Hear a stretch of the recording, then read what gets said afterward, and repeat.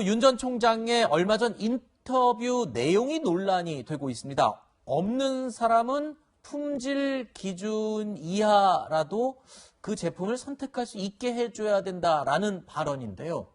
이걸 두고 여권에서 아주 날카로운 비난이 쏟아졌습니다. 자, 이 논란에 대해서 윤석열 전 총장 측의 해명과 여권의 비판 목소리를 함께 모아서 저희가 준비했습니다. 좀 어이없는 얘기고 국민의 건강과 직결되지 않는 거라면 좀 기준을 너무 높이 해가지고 단속을 하고 또 거기에다 형사처벌까지 나가는 것은 그거는 좀 검찰권의 그 과도한 그 좀 남용이 아니냐 하는 생각을 제가 좀 평소에 가졌다. 박근혜 전 대통령조차도 불량식품을 사회악으로 규정하고 강력히 단속했는데 박근혜 대통령을 구속시켰던 윤석열 후보라서 불량식품에 대해서 생각이 좀 다른 것 같습니다. 장 변호사님, 네. 이 논란에 대해서 어떻게 생각하십니까? 사실 윤 전 총장은 120시간 근무 언급 이후에도 논란이 되기도 했었는데 물론 그 공통점들이 있습니다.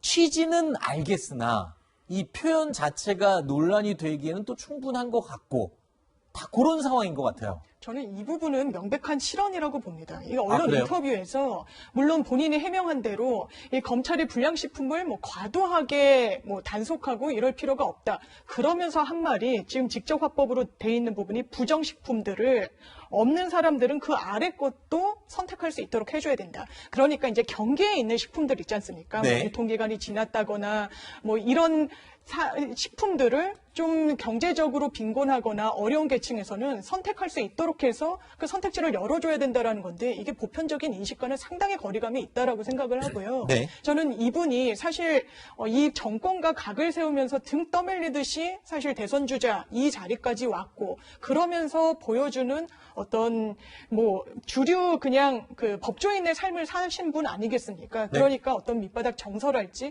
보통 상식과 부합하는 인식이랄지 이런 부분에 있어서 이 국민들이 원하는 목소리를 전혀 못 내고 계시는 것 같습니다. 네. 이게 불량식품, 부정식품 그렇다면 이게 선택지가 늘어난다고 저소득층이 생각을 할까요? 굉장히 무시당한다고 생각하지 않겠습니까? 그러면서 이 논란을 또 억지로 돌려가기다 이게 공세를 위한 공세다라고 치부하는 건 이거는 온당한 어떤 대응 자세도 아니라고 생각하고 앞으로도 이런 실언이 계속된다면 국민들이 과연 이분을 선택할 수 있을까 상당히 좀 물음표가 많이 쳐집니다. 네.